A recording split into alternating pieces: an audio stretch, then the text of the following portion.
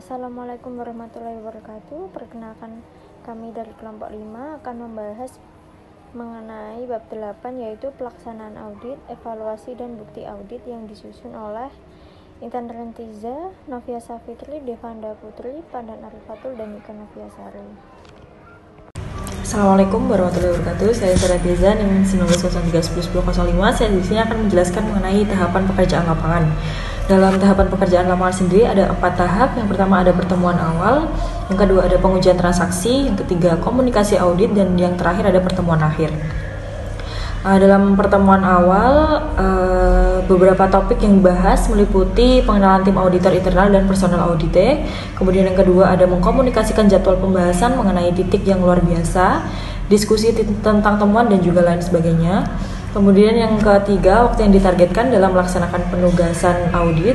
Dan yang terakhir menjelaskan lingkup penugasan serta menjelaskan tahapan audit yang akan dilakukan. Kemudian untuk yang kedua, pengujian transaksi. Dalam tahap ini, transaksi akan diuji menggunakan berbagai teknik termasuk sampling. Tujuan dari pengujian ini adalah agar auditor dapat menilai pengendalian internal berjalan dengan efektif melalui pengujian pengendalian dan pengujian. Kemudian yang ketiga ada komunikasi audit. Berdasarkan hasil survei pendahuluan yang telah dilakukan oleh auditor akan membahas temuan yang signifikan dengan audite. Auditor juga akan menginformasikan tentang kemajuan audit selama proses berlangsung. Biasanya komunikasi dapat dilakukan secara lisan melalui surat elektronik atau email, tertulis atau memo untuk masalah yang lebih kompleks agar memiliki pemahaman yang sama mengenai proses bisnis yang diaudit. Kemudian yang terakhir, pertemuan akhir. Setelah menyelesaikan pekerjaan lapangan, auditor akan bertemu dengan audite untuk membahas temuan awal dan rekomendasi yang diusulkan. Pertemuan ini memberikan kesempatan kepada kedua belah pihak untuk menyepakati rekomendasi yang paling layak dan juga untuk menghindari kejutan selama fase penyampaian laporan. Assalamualaikum warahmatullahi wabarakatuh. Saya Novia Safitri NPM 013 akan melanjutkan pembahasan tentang evaluasi. Evaluasi merupakan tahap yang paling penting dalam setiap penugasan audit, karena pada saat evaluasi akan memberikan kesempatan bagi auditor untuk menerapkan kreativitas profesional secara maksimal. Di sini pendapat dan rekomendasi harus mengalir dari kelemahan sistem yang diidentifikasi selama sistem evaluasi. Pengujian audit rutin dilakukan untuk mengkonfirmasi evaluasi asli dalam hal penerapan pengendalian dan efek kelemahan kontrol, yakni merujuk pada penerapan standar 2A 21020 A4. Kemudian tentang teknik evaluasi terdiri atas 3 bagian. Yang pertama ada bagan alir atau flowchart, kemudian ada pengujian transaksi, dan yang terakhir ada internal control question. Yang pertama bagan alir. Flowchart ini bermanfaat untuk menggambarkan secara visual, seperti simbol jenjang-jenjang itu berarti kan dokumen atau input output. Kemudian simbol persegi panjang berarti pemrosesan dengan komputer, dilanjutkan dengan simbol-simbol lainnya. Kemudian yang kedua, pengujian transaksi. Pengujian transaksi umumnya digunakan untuk memastikan semua kebijakan dan prosedur pengendalian yang diterapkan telah diikuti dalam proses transaksi. Kemudian yang ketiga, ICQ, menuntun auditor untuk bertanya tentang internal kontrol khusus atau umum kepada manajemen audit. Di sini kuesioner didesain sehingga respon negatif akan mengindikasikan kelemahan potensial internal kontrol. ICQ sendiri terdiri dari serangkaian pertanyaan yang diaplikasikan pada operasi tertentu dan dirancang agar jawaban tidak mengindikasikan potensi kelemahan pengendalian. Assalamualaikum warahmatullahi wabarakatuh. Perkenalkan, nama saya Pandan Arifatul Yukma, NIM 22. Saya di sini akan melanjutkan presentasi sebelumnya.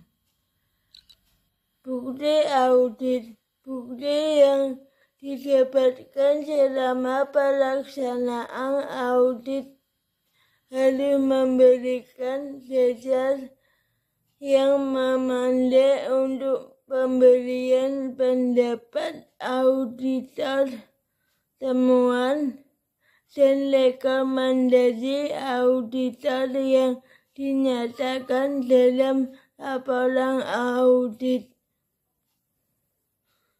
auditor diwajibkan untuk bertindak secara objektif, menjalankan kemahiran profesional dengan cermat dan seksama, dan juga mengumpulkan informasi yang cukup, kompeten, relevan, dan bermanfaat untuk memberikan dasar yang kuat atas temuan dan rekomendasi.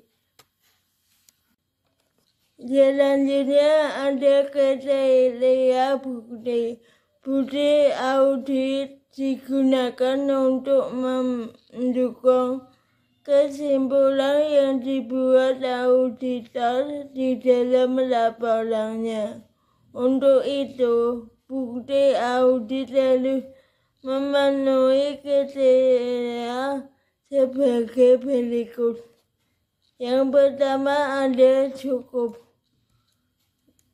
Artinya jumlah bukti audit yang menggambarkan keseluruhan kondisi yang dipermasalahkan dengan mempertimbangkan samping cantik, materialitas, tingkat risiko, dan tingkat pengetahuan auditor terhadap operasional aktivitas yang diauditkan, sehingga bukti audit tersebut harus mendukung dan menguatkan keputusan auditor dan memberikan jaminan jika bukti yang diperoleh dalam dijadikan sebagai dasar pembuktian. Yang kedua ada relevan.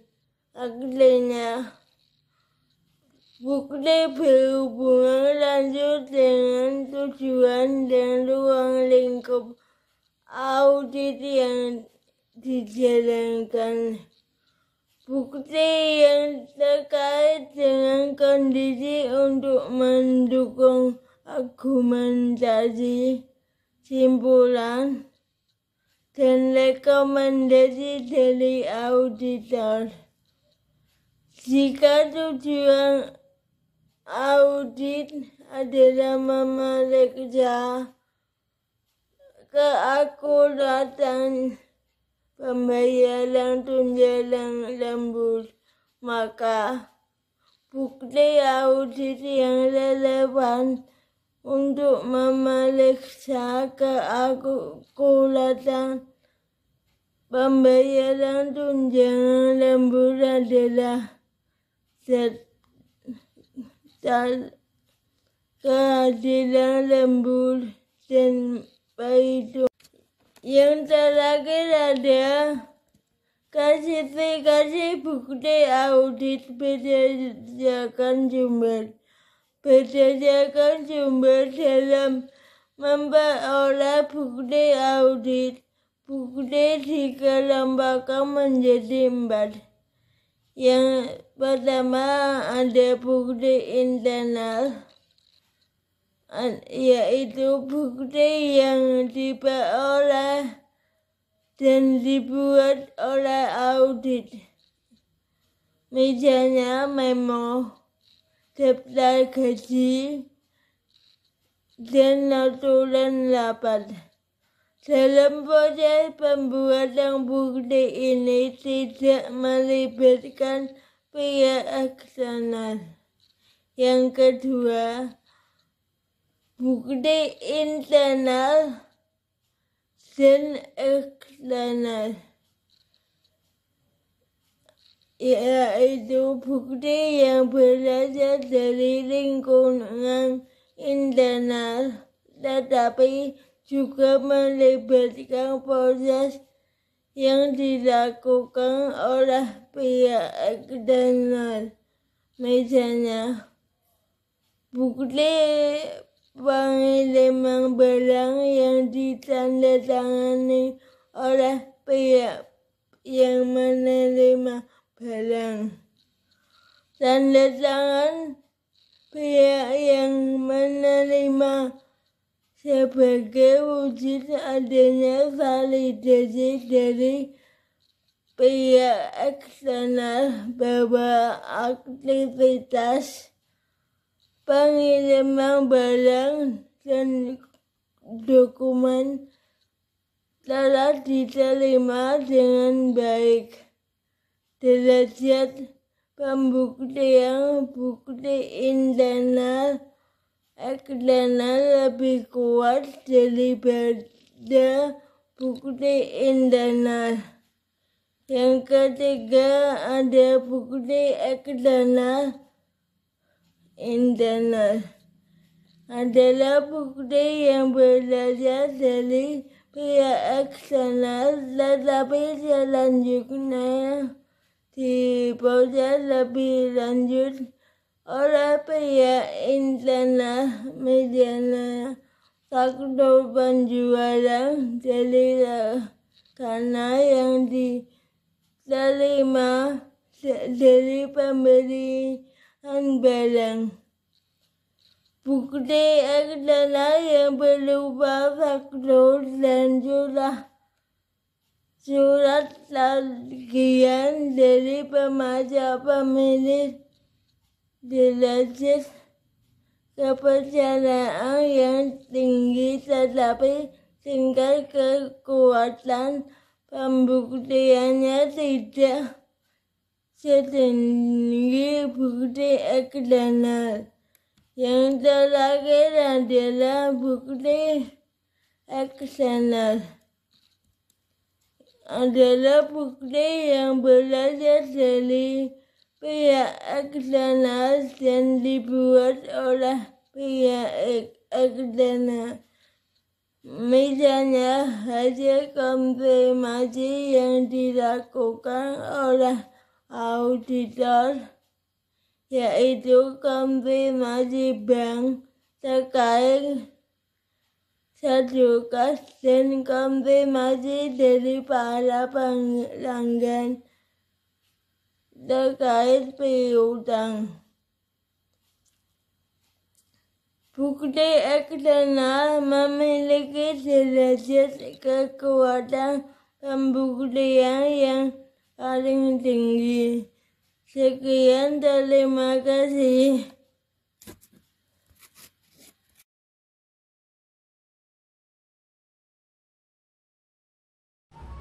Tipe bukti audit. Yang pertama, struktur pengenalan intern. SPI yang diterapkan dengan memadai dapat menjadi bukti yang kuat mengenai keandalan informasi yang dicantumkan dalam laporan keuangan. Yang kedua, bukti fisik. Bukti fisik adalah bukti yang diperoleh auditor melalui aktivitas pengamatan secara langsung, inspeksi ke lapangan, dan inventarisasi fisik yang selanjutnya didokumentasikan dengan membuat berita acara.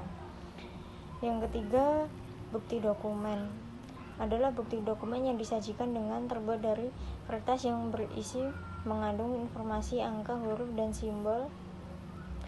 Lalu yang keempat ada bukti keterangan, yaitu bukti yang diperoleh dari pihak audit dan pihak ketiga melalui pertanyaan yang diajukan oleh auditor.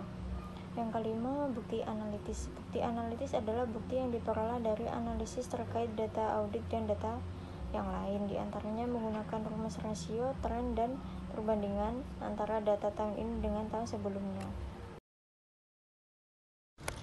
Selanjutnya ada teknik pengujian. Yang pertama, wawancara. Metode ini sering digunakan untuk pengumpulan bukti.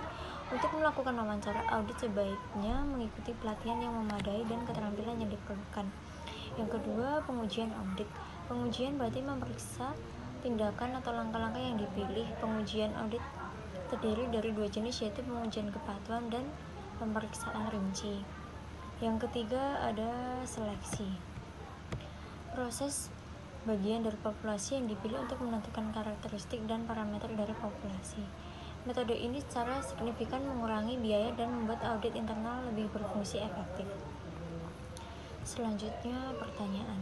Pendekatan struktural untuk pengumpulan informasi dari populasi yang besar. Pertanyaan dapat dilakukan secara terstruktur melalui kuesioner. Selanjutnya, pertanyaan dapat diajukan dalam wawancara. Assalamualaikum warahmatullahi wabarakatuh. Perkenalkan, nama saya Devanda Putri Ardana, NIM 17. Di sini saya akan melanjutkan presentasi dari rekan saya. Yang kelima ada inspeksi. Inspeksi sendiri adalah mengamati secara rinci ke tempat kejadian yang dilakukan terhadap dokumen dan juga fisik. Contohnya adalah inspeksi aset, memberikan informasi yang dapat dipercaya tentang keberadaan aset, yang material dan kondisinya. Inspeksi dokumen dengan memperhatikan ketelitian faktur dan perhitungan kas. Nah, pada umumnya inspeksi dilakukan secara mendadak. Yang keenam ada diagram. Deskripsi grafis dari analisis proses dan sistem yang memungkinkan dari operasi atau sistem yang kompleks. Dengan metode ini dapat teridentifikasikan sebuah proses yang berlebihan atau tindakan yang tidak berguna. Yang ketujuh ada pemodelan. Metode yang memfasilitasi pengambilan keputusan melalui simulasi proses aktual, yaitu model matematika dan juga statis. Model ini dapat berupa deskripsi atau juga kognitif. Nah, model deskripsi ini memberikan klasifikasi variabel dan klasifikasi dari hubungan yang berkaitan. Dengan menggunakan metode kognitif prognosis dikembangkan perubahan keterkaitan antar variabel akan berubah jika satu atau lebih dari variabel tersebut berubah. Yang kedelapan ada observasi. Observasi mirip dengan inspeksi, pengamatan terhadap suatu aktivitas terkait dengan pengendalian intern yang diterapkan audit. Pada beberapa kasus, evaluasi fungsi, operasi, dan mekanisme pengendalian internal hanya dapat diketahui melalui pengamatan langsung atas operasi auditor. Misalnya, pada auditor mengamati kegiatan di gudang dengan tujuan untuk mengetahui apakah prosedur penerimaan barang, pengiriman barang, dan juga pencatatan telah dilakukan sesuai dengan semestinya. Selanjutnya ke-9 ada konfirmasi. Konfirmasi merupakan permintaan tertulis ke objek audit atau pihak ketiga untuk menyediakan konfirmasi tertulis atau informasi lainnya. Konfirmasi terdiri atas konfirmasi positif dan juga negatif. Konfirmasi positif yaitu konfirmasi yang ditujukan kepada pihak ketiga yang harus dijawab secara tertulis. Jika data yang dikonfirmasikan berbeda atau salah, pihak ketiga harus menyampaikan balasan secara tertulis. Konfirmasi negatif yaitu konfirmasi yang ditujukan kepada pihak yang tidak perlu dijawab jika data yang dikonfirmasikan telah sesuai dengan data yang diharapkan oleh auditor. Selanjutnya yang ke-10 ada analisis. Analisis merupakan studi tentang informasi yang diperoleh dan penggunaannya untuk kesimpulan. Untuk membandingkan dengan indikator hasil kegiatan objek audit, prestasi masa lalu, atau hasil serupa di perusahaan lain, atau untuk mencari tahu sesuai dengan kebijakan lembaga dan undang-undang yang efektif. Yang ke-11 ada vouching. Vouching adalah menelusuri suatu catatan ke dokumen dasar. Vouching mengecek adanya bukti apakah telah sesuai dengan catatannya. Vouching dilakukan dari catatan ke dokumen dasar untuk mengetahui validasi dan akurasi pencatatan transaksi. Contoh vouching adalah menguji validitas transaksi pelunasan hutang melalui buku besar hutang dan ditelusuri ke buktinya. Selanjutnya ada tracking. Tracking adalah menelusuri bukti transaksi ke dasar catatan atau jurnal, buku besar, misalnya menelusuri buku invoice untuk memastikan apakah terdapat transaksi hutang yang belum dicatat. Yang terakhir ada scanning. Scanning adalah penelaah secara umum terhadap dokumen, catatan, dan juga daftar pendukung yang dikerjakan dengan cepat guna dan mendeteksi adanya elemen-elemen yang memerlukan penyidikan terlebih lanjut. Sekian presentasi dari kelompok kami. Terima kasih atas perhatiannya. Mohon maaf apabila ada kekurangan. Wassalamualaikum warahmatullahi wabarakatuh.